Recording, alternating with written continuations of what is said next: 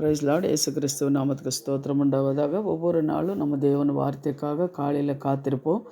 இன்றைக்கான வார்த்தை ஏசாயா 40வது அதிகாரம் 11வது வசனத்தை பாருங்கள். மேய்ப்பனை போல தமது மந்தியை மேய்ப்பார். மேய்ப்பனை போல தமது மந்தியை மேய்ப்பார். நம்ம தேவன் என்ன பண்ணார்? ஒரு மேய்ப்பன் போல தன்னை மந்தியை மேய்க்கிறார். ஆடுகள் நம்ம பார்க்கும்போது அந்த ஆடுகளை மேய்க்கிற அந்த மேய்ப்பனுக்கு ஒரு நோக்கம் இருக்கும். ஏன்னா ஆடுகள் நல்லா இருக்கணும் அப்படின்னு சொல்லி அந்த மேய்ப்பன் என்ன பண்ணுறாரு? அந்த ஆடுகளை நல்ல பில்லு இருக்கிற இடங்களில் கொண்டு போய் அந்த மேய்ப்பனை அந்த ஆடுகளை மேய்க்கிறார். அதுபோல் தான் தேவன் என்ன பண்ணுறாரு? நம்மளை என்ன பண்ணுறாரு? மேய்க்கிற தேவனாக இருக்கிறார். நம்ம எல்லாம் ஆடுகள். ஆனால் தேவன் ஒவ்வொரு நாளும் நம்ம தேவைகளை சந்திக்கிற தேவனாக இருக்கிறார். ஒவ்வொரு நாளும் நம்ம மேய்ப்பனாக அவர் இருக்கிறார் அப்படின்னு சொல்லி நம்ம பார்க்குறோம். அதே சங்கீதம் 23:1 பாருங்கள். கர்த்தர் என் மேய்ப்பராக இருக்கிறார், நான் திராட்சை அடைவேன் என்று சொல்லி தாவீது சொல்கிறார்.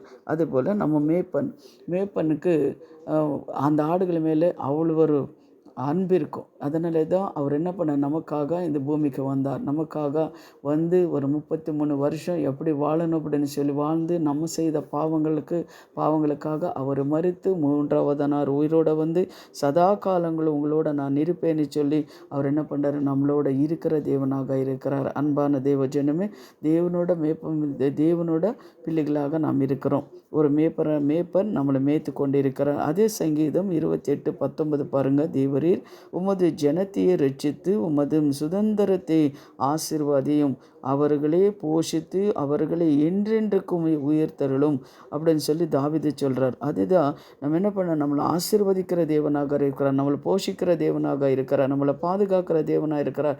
ஒவ்வொரு நாளும் நம்ம தேவைகளெல்லாம் சந்திக்கிற தேவனாக அவர், நம்ம மேய்ப்பனாக அவர் இருக்கிறார் அப்படின்னு சொல்லி நம்ம பார்க்குறோம். அதனால் நம்ம என்ன பண்ணணும்? மேய்ப்பனுக்கு ஏற்றபடி நம்ம நடக்கிறோமா? நம்ம மேய்ப்பனுக்கு கீழ்ப்படிந்து நம்ம இருக்கிறோமா? இப்போ ஆடுகளை மேய்க்கிறவங்க என்ன பண்ணுவாங்கன்னா, ஆடுகளை மேய்த்து கொண்டிருக்கும்போது அந்த ஆடுகளை தப்பித்துட்டு போயிட்டோன்னா அந்த மேய்ப்பன் என்ன பண்ணுறாரு? அந்த ஆடு தேடி போவார். அந்த ஆடு கடிக்கும்போது என்ன பண்ணுறாருன்னா சந்தோஷப்படுகிறார். அந்த ஆடு என்ன பண்ணுது? ஒவ்வொரு ஆடு என்ன பண்ணுது?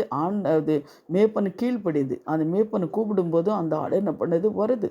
வருது அந்த மேய்ப்பனு கீழ்ப்படுகிறது. அதுபோல் நம்ம மேய்ப்பனாக இருக்கிற நம்ம தேவனுக்கு நம்ம எப்படி இருக்கிறோம்? ஆடுகளான நம்ம எப்படி இருக்கிறோம்? நம்ம கீழ்ப்படுகிறோமா? அவர் குரலுக்கு நமக்கு சத்தம், அவர் குரல் கேட்குறோமா? அவர் கீழ்ப்படுகிறோமா? நம்ம நினச்சி பார்க்கணும். அதே போல் சங்கீதம் 78:52 நீங்கள் பாருங்கள். தம்முடைய ஜனங்களை ஆடுகளையே போல புறப்பட்ட பண்ணி அவர்களே வனாந்தரத்திலே மந்தையை போல கூட்டி கொண்டு போய். அப்போ அவர் என்ன பண்ணுறாருன்னா, ஆடுகளை புறப்பட்ட பண்ணி அவர்களை வனாந்தரத்தில் மந்தையிலே சேர்த்து கொள்வார் அப்படின்னு சொல்லி நம்ம பார்க்குறோம். நம்ம படித்ததில் வெளிப்படுத்தின விசேஷத்தில் நம்ம பார்க்கும்போது அவர் ஆண்டவரோட வருகை வரும்போது நம்மளெல்லாம் கொண்டு போய் மத்திய ஆகாசத்தில் நம்மளை சேர்ப்பார் அப்படின்னு சொல்லி நம்ம வேத வசனத்தில் படிக்கிறோம்.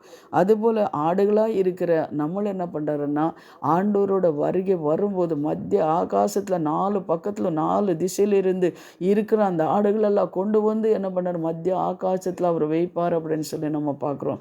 தேவஜனமே, அதுபோல் நம்ம என்ன பண்ணோம்? அந்த மேய்ப்பனுக்கு நம்ம கீழ்ப்படுறவங்களாக நம்ம இருக்கணும். மேய்ப்பனுக்கு கீழ்ப்படியும் போது நம்ம என்ன பண்ணோம்? எந்த ஒரு ஓநாயும் வந்தாலும், எந்த ஒரு கரடி வந்தாலும், எந்த ஒரு பாம்பு வந்தாலும், எந்த ஒரு சிங்கம் வந்தாலும் அதுக்கு என்ன பண்ணுறதில்லை? நம்மள அது எதுவும் சேதப்படுத்த முடியாது.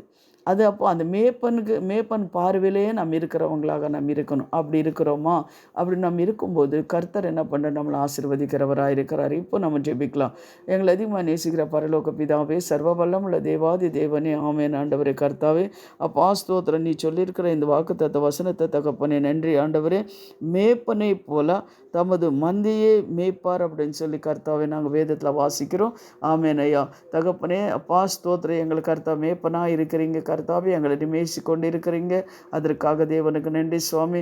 அப்பா தகப்பனே, இந்த வார்த்தைகளை கேட்குற ஒவ்வொரு பிள்ளைங்களும் வாழ்க்கையில் கர்த்தாவே சுவாமி, என்னென்ன ஆண்டவரே கஷ்டம், கண்ணீர், வேதனை, துக்கம், கடனும் தகப்பனே பிரச்சனை, போராட்டங்கள் என்ன இருந்தாலும் சுவாமி தேவனே, அவங்களுக்கு விடுதலை தேவன் கொடுக்குற தேவனாக இருக்கிறீர் சுவாமி. ஏன்னா நீர் எங்களோட மேய்ப்பன் கர்த்தாவே. ஆண்டவரே, நாங்கள் ஆடுகள் கர்த்தாவே நாங்கள் கர்த்தா மேய்ப்பனுக்கு கீழ்ப்படுறவங்களாக நாங்கள் வாழ கர்த்தாவே கிருபை தாங்க. ஒவ்வொரு தேவைகளை சந்திங்க. இன்னைக்கு கர்த்தாவே வெட்டிங் டே பிறந்த நாள் இருந்தால் கூட கர்த்தாவே அப்போ ஆசீர்வதிங்க. இன்னைக்கு அவங்க பிரயாசத்தை அவங்களுக்கு போகும்போது வரும்போது அவங்க கையின் பிரயாசத்தை ஆசீர்வதிங்க சுவாமி. ஸ்தோத்திரம். என்ன நல்ல காரியங்கள் செய்தாலும் தேவனீர் கூட இருந்து பாதுகாத்து கொள்ளுங்க. இயேசுவின் நாமத்திலே பிதாவே, ஆமேன் ஆமேன். God bless you. கர்த்தர் உங்களை ஆசீர்வதிப்பார். ஆமேன்.